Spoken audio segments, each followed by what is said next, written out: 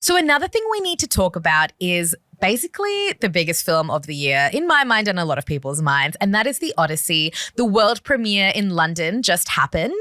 And interestingly, Universal, in promoting this, has said that they're going to stay away from quote unquote influencer first screenings where, you know, they're very bespoke events catered more so to influencers, the photo ops, the initial social media reactions, and that they are going to be prioritizing professional film critics and journalists for that first wave of reactions. Now, Tina Provis, would you— I'm sweating.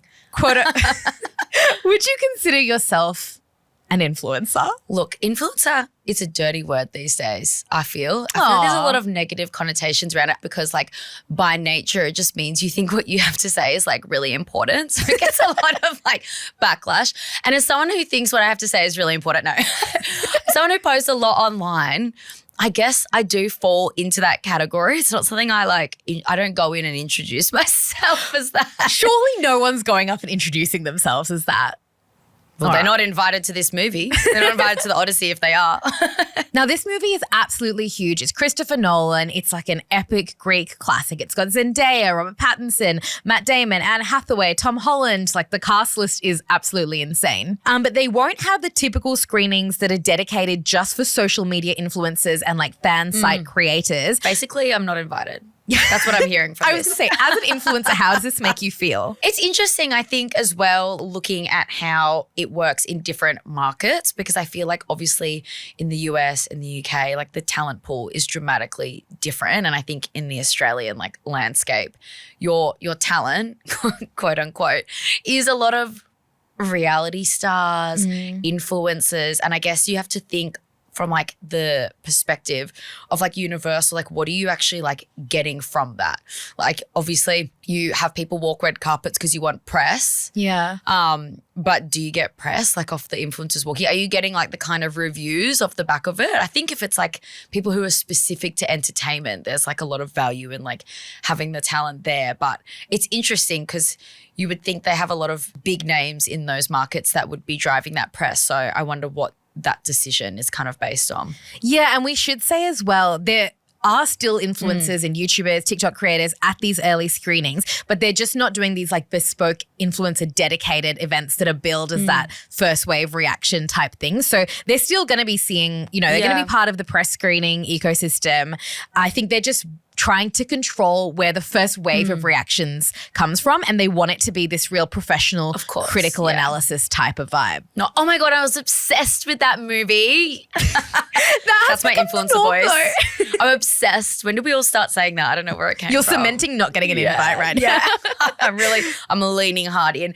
But it is interesting as well, and maybe this is something that's like in a different market. I don't think there is a lot of like dedicated influencer screenings here run by like the production company. Like I feel like media and influencer like are kind of in tandem for the premieres and screenings that we have locally. There are a lot of the screenings though that we go to, and I do see, you know, we'll go to a screening and then there'll be a thing at the end saying social media reactions encouraged by this date, and that date is often earlier than when the written reviews are allowed to drop, which are obviously the more in-depth analysis of the film. Oh, really? So it's ahead of that?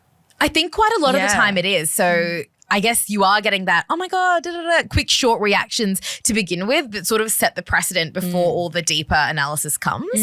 There's been a lot of reactions from film critics and journalists that are quite happy about this. And I guess one of the things that was said is, you know, you do get a lot of people coming out being like, oh my God, it's a masterpiece. Or these huge sweeping statements, like one of them was quoting Spielberg's best film in 20 years and those type things.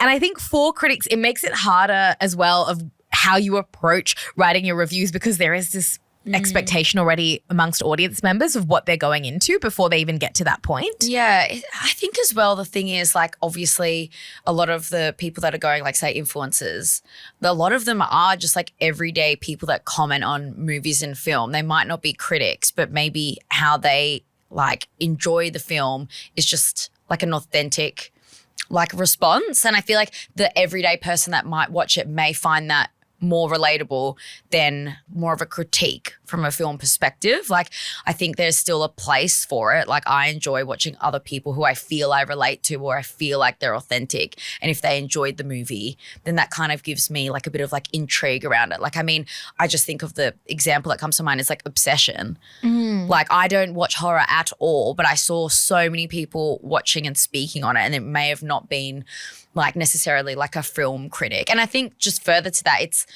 I think there is a role for like films to have to meet audiences where they are. Yeah. And not all audiences are reading film reviews online. Like, they're on social feeds. I 100% agree. It's sort of catering to different things. So obviously, I agree. I think I like to see just the average person. Well, not to say I'm fighting for my place.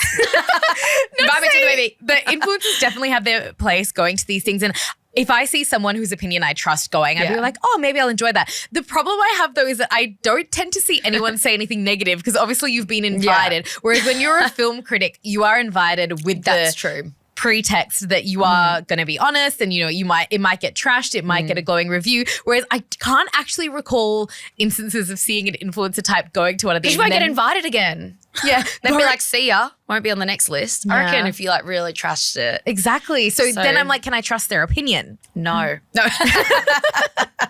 Well, with this particular movie as well, obviously it is quite an epic classic, and I think that is informing how they want it to be seen. So even them putting out this statement being like, we're not doing the whole influencer buzz, they want it to seem like this very highbrow, like it's Christopher Nolan, it's this amazing cast. It's almost preserving this old school prestige of how it's going to be reviewed, how it's going to be received, this critic's first approach. Because influencers are going to be at these things, that they're doing press junkets, they're going to be at early screenings. But I think it's very much a branding as well of being like, we are being critics first. Yeah. I mean, I'm interested to see like how it kind of rolls out, and I respect that they're doing it like that. I think there's a place for it for sure. But yeah, I think inevitably like you can't really do a launch now without having influencers around. Sorry, guys. Like, sorry, I'm actually really important. Yeah. I need to be front row. Are you someone who would care how a movie has been critically received? Like, would that put you off going to see a movie? Because honestly, for me, it doesn't. I feel like I often don't agree with critics. Yeah, it's interesting. Again, I'm using like Obsession as an example because I read a couple of like reviews prior, and I found it interesting because I didn't think I was going to watch it because I was like, I really don't like horror. I don't want to watch it. But it was interesting to like have their take and like a bit of a deeper analysis, and like I was like, that sounds super interesting. I want to watch it. But as like an everyday watcher, I don't think I'm reading it first. I'm like, have a good time, watch it, not really relying on like the review really.